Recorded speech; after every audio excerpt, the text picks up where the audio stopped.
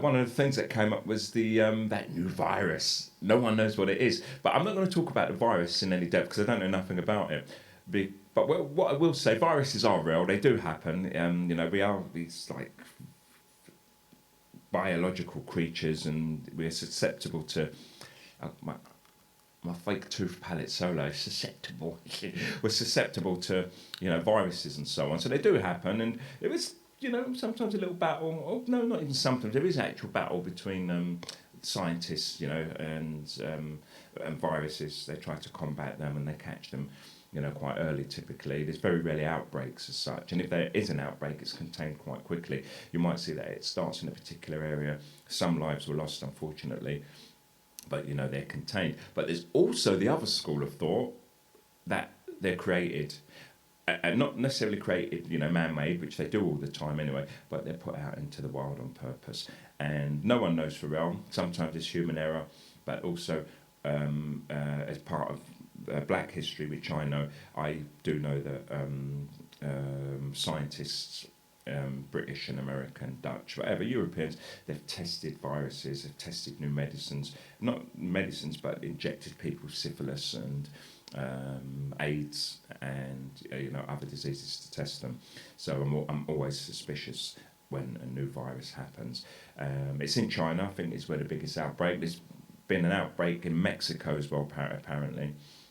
And it remains to be seen what the real cause is. But the most common thing, this is the point I'm trying to make here, is we have so become like, the story about the boy who puts his finger in the dike, not that one, not the one on the hub, the old Dutch story. The guy puts his finger into the dike. We don't know which finger, do we? I think it might be. Well, if there was a dike, which finger would you put in it? You'd go for that one, though, wouldn't you? You wouldn't do that. And someone might. And the boy who cried wolf. That's what I'm trying to think of, actually. Not the boy who put his finger in the dike. The boy who cried wolf. He keeps crying wolf, and in the end, no one comes to his rescue, and the wolf is actually there. And with these viruses, we started to feel, we're all going to die. Swine flu, we're all going to die. Bird flu, we're all going to die.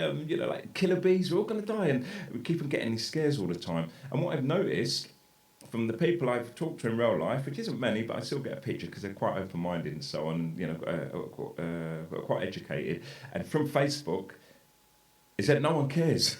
No one believes it. So we're either going to get hit with a virus one day because no one took any precautions, or as usual, they're going to come up and we're just going to ignore them. And I think this one is really, really being ignored. Based on what I've seen posted on other people's walls and the feedback on my wall, because I did make a post, a feedback post, let's call it.